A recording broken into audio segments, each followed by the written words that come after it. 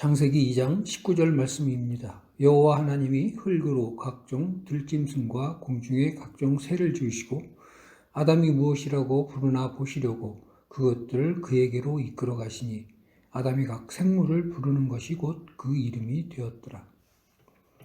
아담이 각종 생물의 이름을 지었다라는 말은 그것들의 특성을 구별하고 파악했다는 의미입니다. 즉 하나님의 창조 세계를 이해할 수 있는 능력이 있음을 보여주는 장면입니다. 인간만이 가지고 있는 능력이지요. 그래서 인간에게는 문명이라는 것이 만들어집니다. 하나님이 세상을 창조하셨듯이 인간은 하나님이 창조한 것들을 재료로 해서 응용한다는 그런 얘기입니다. 지구상에는 숱한 생명체들이 있습니다. 그 중에 왜 오직 인간만 그런 문명 창조 능력을 가지고 있는 것일까요? 과연 인간의 이 놀라운 지성이 원숭이 같은 존재에게서 우연히 어쩌다 보니 저절로 생겨날 수 있는 걸까요? 진화론자들은 왜 그런 생각을 하게 되었을까요? 다윈은 갈라파고스 섬에서 다양한 핀치새를 관찰하였습니다. 부리가 짧고 단단한 것, 길고 가느다란 것 등 다양했습니다. 원래는 같은 새였는데 먹이 환경에 따라 부리가 모양이 변해갔다고 다윈은 생각을 합니다. 이를 토대로 쓴 책이 바로 종의 기원입니다. 환경 변화가 종의 진화를 가능하게 한다. 소위 진화론의 핵심 주장이 탄생한 겁니다.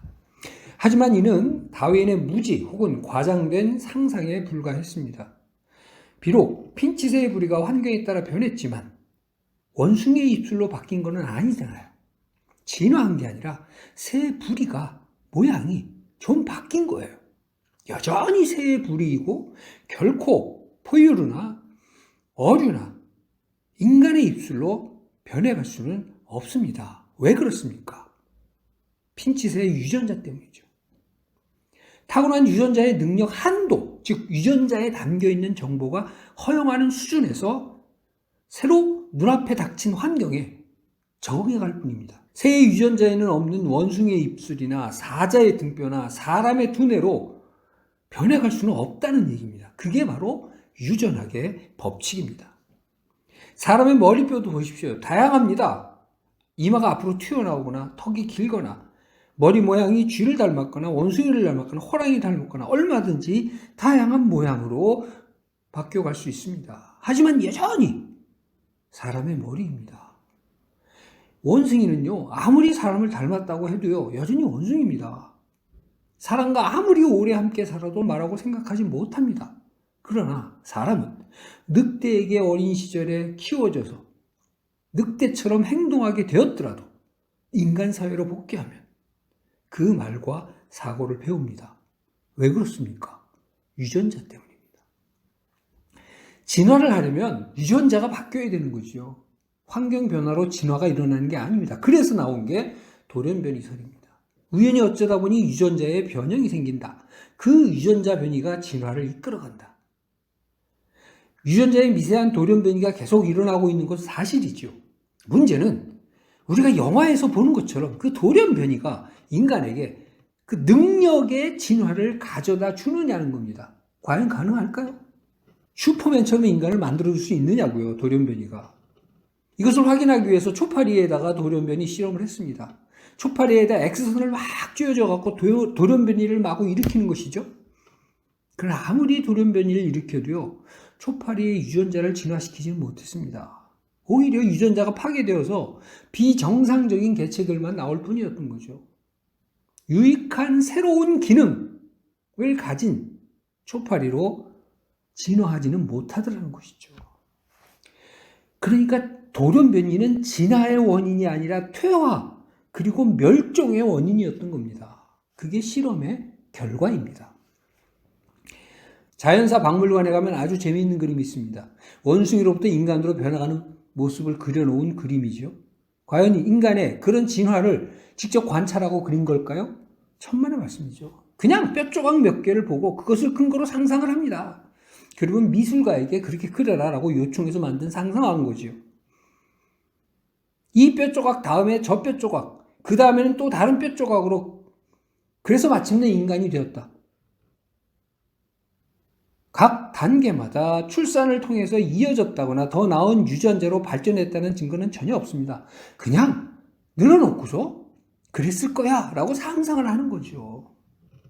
인간의 지능 역시 원숭이 수준에서 진화했다고 상상합니다. 더 멀리 가면요, 아메바 수준에서 진화한 거예요. 그렇죠?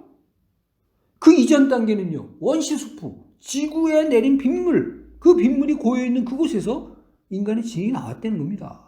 인간 지성의 뿌리가 먼 옛날 지구에 고인 빗물이라는 거죠. 왜 빗물로부터의 진화가 딱 한 번만 일어난 걸까요? 지금은 왜? 1000년 전에는 왜? 10,000년 전에는 왜 시작하지 않은 걸까요? 우연히 어쩌다 보니. 그게 진화론자의 답입니다. 인간의 지능은 진화한 게 아닙니다. 인간이 아메바로부터 오랜 시간을 거쳐서 어쩌다 보니 우연히 저절로 진화해 왔다고 믿다 보니 인간의 지능도 진화했을 것이라고 가정하는 것 뿐입니다. 도대체 왜 인간과 공통조상을 가졌다는 원숭이는 지능을 진화시키지 못한 걸까요? 그 많은 생물들 중에 인간 외에는 지능을 진화시킨 종이 왜 없는 걸까요? 인간보다 몇십 배, 몇백 배 더 오래 진화를 거친 종들이 너무나 많이 있는데 말입니다. 당연히 이 의문에 대해서 도킨스는 진화론자답게 대답할 것입니다. 알 수 없는 어떤 환경에서 자연 선택에 의해, 즉 다시 말해서 우연히 어쩌다 보니 저절로 그렇게 되었을 것이다. 왜 인간만이 지능의 진화를 가능하게 하는 환경에 놓여서 홀로 지능을 진화시킨 것인가? 도킨스는 애매한 표정으로 말할 겁니다. 어쩌다 보니 우연히 저절로 자연선택, 적자 생존으로. 도킨스에게 자연선택은 전지전능한 존재, 즉 신입니다. 하지만 자연선택의 실상은 환경에 적응하지 못하는 것을 멸종시키는 과정입니다. 새로운 종으로 진화시키는 과정이 아니라고요. 돌연변이 또한 기존의 기능을 망가뜨리는 것이지 더욱 향상된 고도의 기능을 발달시키는 게 아닙니다. 원자폭탄이 투여된 지역을 보세요. 환경 오염으로 악화된 물고기를 보세요. 유전자 돌연변이에 의해서 그곳에 있던 인간이나 물고기들보다 더 나은 종이 나오는 걸 봤습니까? 아니잖아요. 암으로 죽고 혀가 비틀어지고 멸종으로 가는 것을 경험하게 되잖아요. 인간과 침팬지에게 공통 조상이 있다는 가정은 그냥 상상에 불과합니다. 인간의 조상이라고 늘어놓은 뼈 조각들을 근거로 상상한 인류의 진화 과정에 등장하는 그 어떤 유인원도 자기 다음 단계의 유인원을 낳았다는 증거가 없어요. 그냥 인간들이 낳았을 거야 라고 가정하는 거잖아요. 그 가정이 가정 계속 가정을 이어가면서 그려낸 상상도가 바로 인류의 진화 과정입니다. 돌연변이에 의한 진화가 이루어졌다는 가정도 그냥 상상에 불과합니다. 돌연변이란 말이 뭡니까? 우연한 사고잖아요. 진화론은 우연한 사고로 지성이 창조된다고 믿는 겁니다. 아니, 윈도우 XP 시스템에다가 무차별적인 바이러스 공격, 즉 돌연변이죠. 그 공격을 오랫동안 가하면 윈도우 XP 시스템이 우연히 윈도우 10 시스템으로 업그레이드, 즉 진화된다는 게 말이 됩니까? 마구잡이 바이러스 감염이 아래야 한 걸 엑셀이나 포토샵으로 진화시킨다고 하면 지나가던 개가 웃을 얘기지요. 돌연변이는요, 진화가 아닌 퇴화를 일으킵니다. 기존의 유전 정보를 손상시켜서 망가뜨리는 쪽으로 가지요. 새로운 유전 정보를 창조해서 진화하는 게 아닙니다. 돌연변이는 늘 망가지는 쪽으로 일어납니다. 연력학 제2법칙인 거죠. 춘향전의 원고를 컴퓨터에다 불러놓고 마구자유로 막 타이핑을 해봐요. 그러면 그것이 심청전이 됩니까? 아주 오랜 시간 동안 계속 돌연변이 일으키듯이 아무 생각 없이 타이핑을 해야 되면 시간이 흐를수록 점점 더 뭐가 뭔지도 모를 글로 변해갑니다.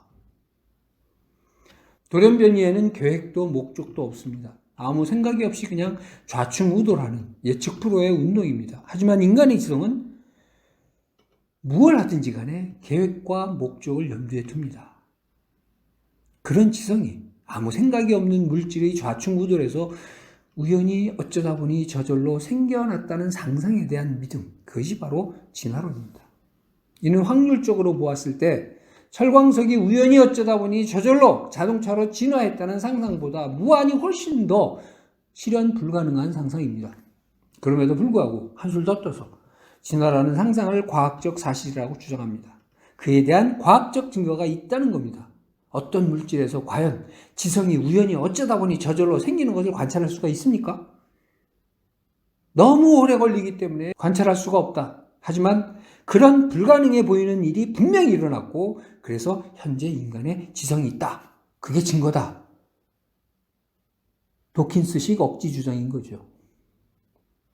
인간이 만든 최첨단 기기가 컴퓨터입니다. 그 컴퓨터가 우연히 어쩌다 보니 저절로 땅에서부터 진화했다고 말하면 그게 과연 올바른 정신에서 나온 말이라고 인정이 됩니까? 하물며 최신 컴퓨터와 그 프로그램조차도 감히 비교 불가능한 인간의 뇌와 지성이 어쩌다 보니 저절로 우연히 원시수프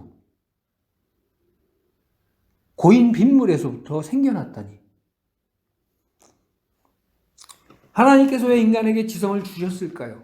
땅을 정복하라. 바다의 물고기와 하늘의 새와 땅에 움직이는 모든 생물을 다스려라. 창세기 1장 28절의 말씀입니다. 하나님이 창조하신 세상을 다스리라는 청직 임무를 감당하게 하려는 것이었습니다. 그래서 아담에게, 온갖 생물에게 이름을 지어주게 하셨던 것이죠. 인간을 향한 하나님의 신뢰, 그것입니다. 그런데 인간이 다스림의 대상인 세상에서 눈을 돌려 다스림의 권한을 주신 하나님을 향하였습니다. 하나님처럼 높아지려는 마음을 품은 것이죠.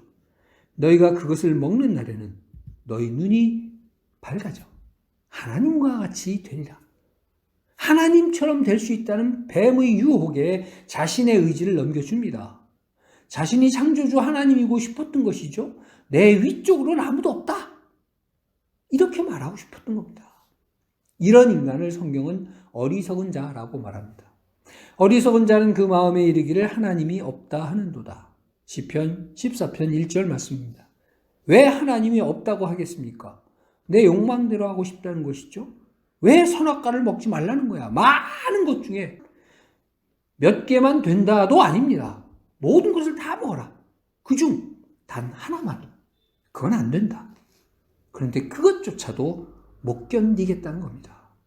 엄청난 교만이요, 탐욕인 겁니다. 백화점에는 인간의 지성을 드러내는 물건들로 가득합니다. 마찬가지로 세상은 창조주 하나님의 지성을 드러내는 것들로 가득합니다. 그 누구도 하나님이 없다라고 말할 수 없습니다. 로마서 1장 20절은 이렇게 말씀합니다. 창세로부터 그의 보이지 아니하는 것들, 곧 그의 영원하신 능력과 신성이 그가 만드신 모든 사물에 분명히 보여 알려졌나니. 그러므로 그들이 핑계하지 못할지니라.